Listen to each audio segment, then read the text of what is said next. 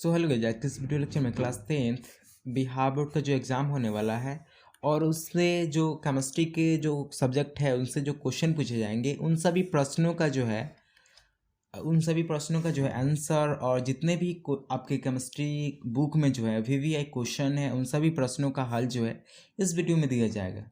इस वीडियो को देखने के बाद जो है आपको कोई अन्य वीडियो देखने की ज़रूरत नहीं होगी, क्योंकि इन्हीं 30+ सब्जेक्टिव क्वेश्चन में जो है पूरे वीवीआई क्वेश्चन ऐड किए गए हैं। सो इसको देखने के बाद आपको किसी भी प्रश्न को देखने की ज़रूरत नहीं होगी। सो अभी तक आपने चैनल को सब्सक्राइब नहीं किया है तो प्लीज़ इस चैनल को सब्सक्राइब कर ले, क्योंकि ऐसे ही वीडियो आपको डेली देखने को मिलेगी। तो चलते हैं हम लोग क्वेश्चन की ओर। सो फर्स्ट क्वेश्चन है, संतुलित रासायनिक समीकरण क्या है? बहुत बार पूछा गया है क्वेश्चन। तो आंसर क्या हो सकता है? अभिकारकों तथा उत्पादों में परमाणु की संख्या बराबर होती है तो संतुलित रासायनिक समीकरण कहलाती है। इधर अभिकारक है और इस साइड उत्पाद है, दोनों ओर जो है परमाणु की संख्या बराबर होनी चाहिए। तो एग्जाम्पल की बात करें तो MgCl2 से क्रिया कर रहा है और बना रहा है MgCl2, ये उत्पाद हुआ और ये अभिकारक हुए। तो Mg की संख्या इस साइड 1 है और इस साइड भी Mg की संख्या 1 है। Cl की संख्या इस साइड 2 है और इधर भी Cl की संख्या 2 है। इट मीन्स कि ये जो रासायनिक समीकरण है ये संतुलित है। सेकेंड क्वेश्चन है, सूचक क्या है? सूचक के नाम लिखें। तो जिससे अम्ल और क्षारक की उपस्थिति का पता चलता है वह सूचक कहलाता है। सूचक 3 तरह के होते हैं, प्राकृतिक, कृत्रिम और गंधीय। तो प्राकृतिक सूचक में जो है आप लोगों ने लिटमस पत्र का नाम तो सुना ही होगा, लिटमस पत्र। ये लिटमस पत्र जो है प्राकृतिक सूचक होता है। नेक्स्ट क्वेश्चन है, ऑक्सीकरण क्या है या ऑक्सीकारक अभिक्रिया क्या कहते हैं? तो ऐसा कुछ करके क्वेश्चन पूछा जाता है तो इसका आंसर एक ही होगा, वह प्रक्रिया जिसमें पदार्थ ऑक्सीजन से मिल जाता है अथवा उसकी हाइड्रोजन निकल जाती है उसे ऑक्सीकरण अभिक्रिया या ऑक्सीकरण कहा जाता है। अगर बात करें एग्जाम्पल की तो यहाँ पे Cu जो है ऑक्सीजन से रिएक्ट कर रहा है और बना रहा है CuO2 CuO।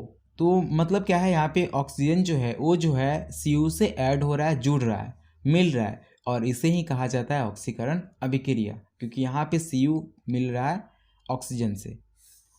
नेक्स्ट क्वेश्चन है, संक्षारण क्या है? उदाहरण देकर समझाएं।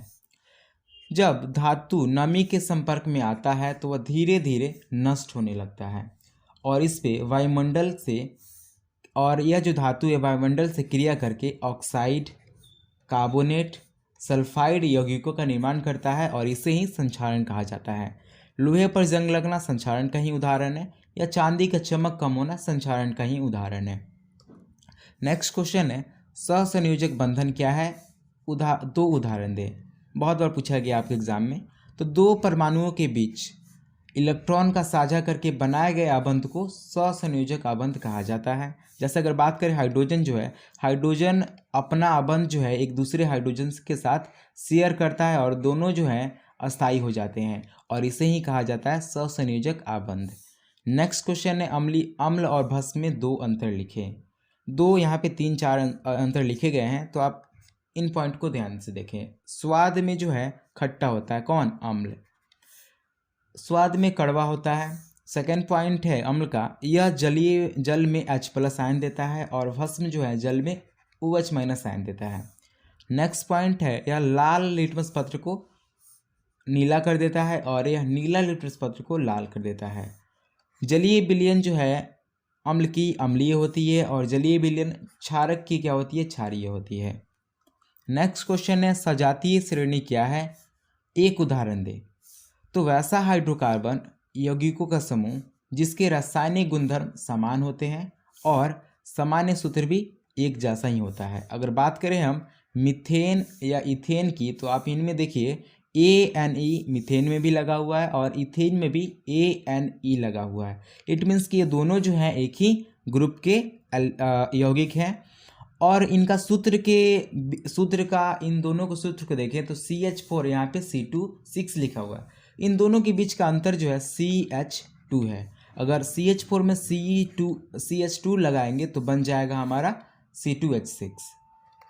नेक्स्ट क्वेश्चन है, एनोडनीकरण क्या है? तो एल्युमिनियम धातु पर ऑक्साइड का परत चढ़ाना जिससे एल्युमिनियम का संक्षारण रुक जाता है। यह एनोडनीकरण कहलाती है। मान लीजिए कोई एल्युमिनियम का धातु है और इस पे किसका परत चढ़ाया जा रहा है, ऑक्साइड का परत चढ़ाया जा रहा है, जिससे जो है ये संक्षारण रुक जाए और इसी को कहा जाता है एनोडनीकरण।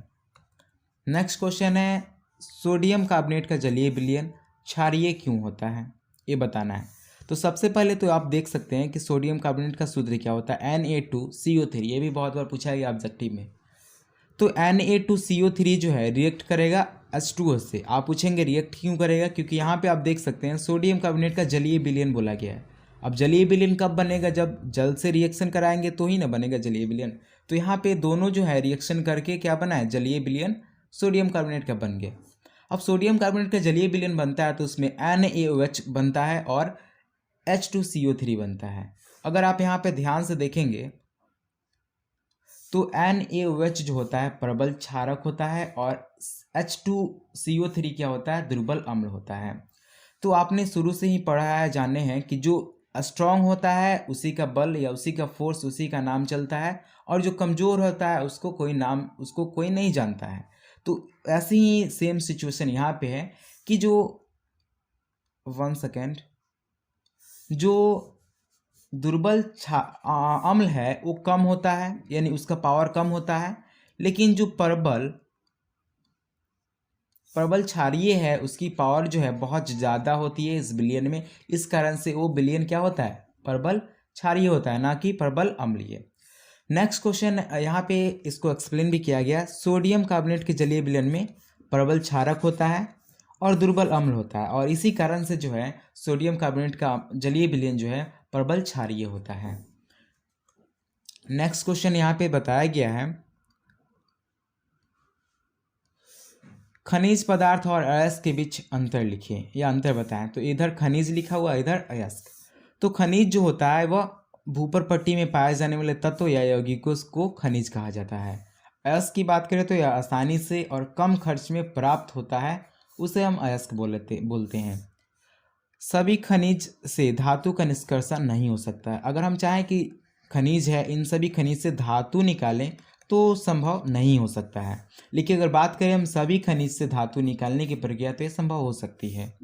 नेक्स्ट पॉइंट है, सभी खनिज अयस्क नहीं होते हैं। सभी खनिज जो है अयस्क नहीं होते हैं, लेकिन सभी अयस्क जो है खनिज होते हैं। नेक्स्ट क्वेश्चन है, वन संरक्षण हेतु क्या कदम उठाए जा सकते हैं। यदि हमें वनों की संरक्षण करना है, वनों को बचाना है, तो क्या क्या कदम उठाने जाने चाहिए, यहाँ पे लिखा हुआ है। फर्स्ट पॉइंट जो है, पेड़ पौधे की कटाई को रोकना चाहिए। पहली बात तो हम लोग पेड़ पौधे को नहीं काटेंगे। सेकेंड है, वृक्षारोपण करना चाहिए, पेड़ पौधों को लगाएंगे जिससे पेड़ों की संख्या और बढ़ेगी। तीसरा पॉइंट है, वनों की कटाई पर सख्त कानून बनाने जाने चाहिए। अगर कोई पेड़ पौधा काट रहा है तो उस पर कानूनी प्रक्रिया होनी चाहिए, ऐसा नियम बनाना चाहिए। नेक्स्ट क्वेश्चन है, सड़कों, इमारतों, कारखानों को बनाने के लिए वन की कटाई नहीं करनी चाहिए। तो अगर बहुत बार ऐसा होता है कि कोई सड़क बनता है और उस सड़क के बीच में कोई पेड़ पौधा आ जाता है या कोई वन आ जाता है तो उसको काट देते हैं, तो ऐसा नहीं होना चाहिए, तभी तो वन संरक्षण हो पाएगा। नेक्स्ट क्वेश्चन है, कार्बन मुख्यतः ससंयोजन बंध या यौगिक क्यों बनाता है। तो कार्बन के बाह्य कक्षा में इलेक्ट्रॉन कितनी होती है, बाह्यतम कक्षा में इलेक्ट्रॉन होती है 4, और इसे अस्थायी होने के लिए टोटल 8 इलेक्ट्रॉन की जरूरत होती है कार्बन को। तो ये तो 8 इलेक्ट्रॉन किसी से लेगा ही नहीं और ना ही किसी को दे सकता है, तो इसलिए इलेक्ट्रॉन, ये जो कार्बन है, यह कार्बन क्या करता है, इलेक्ट्रॉनों का जो है साझा कर लेता है, इलेक्ट्रॉनों का साझा कर लेता है, और इस कारण से ये जो है अस्थायी हो जाता है। यानी 4 इलेक्ट्रॉन किसी को नहीं दे पाएगा, ना ही किसी से ले पाएगा, तो इसलिए जो है कार्बन जो है किसी अन्य तत्व से इलेक्ट्रॉनों का साझा करता है, और साझे करने की प्रक्रिया जो है जिससे कार्बन जो है अस्थायी हो जाता है, और इसलिए कार्बन हमेशा ससंयोजी बंध बनाता है अस्थायी होने के लिए।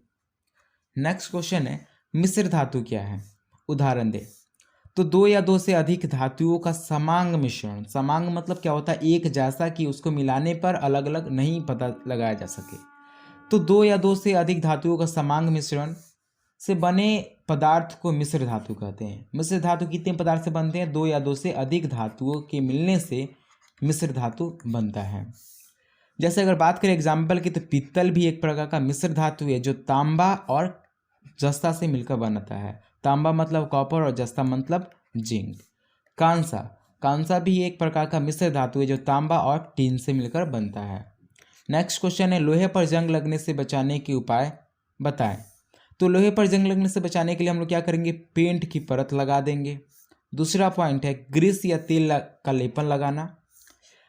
तीसरा पॉइंट है ऑक्सीजन और नमी के संपर्क से बचाएं, क्योंकि पता है कि ना कि जो कोई भी लोहा होता है या धातु होता है वो अगर नमी के संपर्क में आता है और ऑक्सीजन के संपर्क में आता है तो संक्षारण होने लगता है। तो इसलिए हम ऐसा कुछ करेंगे कि जो लोहा है उस पर हम हवा या नमी नहीं लगने देंगे। इससे क्या होगा, संक्षारण नहीं होगा। नेक्स्ट क्वेश्चन है हाइड्रोजनीकरण क्या है, इसका औद्योगिक उपयोग बताएं। तो हाइड्रोजनीकरण जो है बहुत ही इंपॉर्टेंट क्वेश्चन है, इसमें आपसे बहुत बार पूछा गया है आपके बोर्ड एग्जाम में। तो वसा और तेल की अभिक्रिया हाइड्रोजन के साथ कराया जाता है तो यह वनस्पति घी बनता है और यह अभिक्रिया हाइड्रोजनीकरण कहलाती है। सिंपल है, अगर आप याद करना चाहें तो आप ऐसे याद करेंगे कि जब वसा और तेल की अभिक्रिया जो है हाइड्रोजन गैस के साथ कराया जाता है। किसका किसका, तो वसा और तेल का रिएक्शन हाइड्रोजन गैस के साथ कराया जाता है, जिससे क्या होता है, वनस्पति घी बनता है और यही अभिक्रिया हाइड्रोजनीकरण कहलाती है। दूसरे शब्दों में बात करें तो असंतृप्त हाइड्रोकार्बन को संतृप्त हाइड्रोकार्बन बनाना किसकी उपस्थिति में, हाइड्रोजन की उपस्थिति में। जैसे अगर बात करें यहाँ पे कार्बन जो है, कार्बन कार्बन के बीच डबल बॉन्ड लगा हुआ है तो इसे हम कहेंगे असंतृप्त हाइड्रोकार्बन। और इसकी जो है, इसको संतृप्त हाइड्रोकार्बन बनाने के लिए यहाँ पे निकेल या हाइड्रोजन की उत्प्रेरक लेंगे और जिससे क्या बन पाएगा, हमारा कार्बन कार्बन के बीच सिंगल बॉन्ड बन जाएगा। इसका मतलब ये हुआ जो कार्बन कार्बन के बीच सिंगल बॉन्ड हुआ और ये हो गया असंतृप्त हाइड्रोकार्बन। तो असंतृप्त हाइड्रोकार्बन से संतृप्त हाइड्रोकार्बन बनाने की प्रक्रिया हाइड्रोजनीकरण कहलाती है। ये एग्जाम्पल जो है आपके असंतृप्त हाइड्रोकार्बन की है और ये जो है संतृप्त हाइड्रोकार्बन की है। तो यहाँ पे आप देखेंगे ये असंतृप्त हाइड्रोकार्बन से संतृप्त हाइड्रोकार्बन बन चुका है। यहाँ पे डबल बॉन्ड थे लेकिन यहाँ पे सिंगल बॉन्ड है और ये हुआ किसके मदद से है, तो निकेल या हाइड्रोजन की मदद से। इसे ही हाइड्रोजनीकरण कहा जाता है। इतना देखने के लिए धन्यवाद। अगर आपने वीडियो को नहीं लाइक किया तो आप प्लीज़ लाइक कर दें। वीडियो कैसा लगा ये भी कमेंट में बताएं, ताकि जो है मेरा जो है मोटिवेशन मिले और आप लोगों के लिए ऐसा वीडियो बनाने का प्रेरणा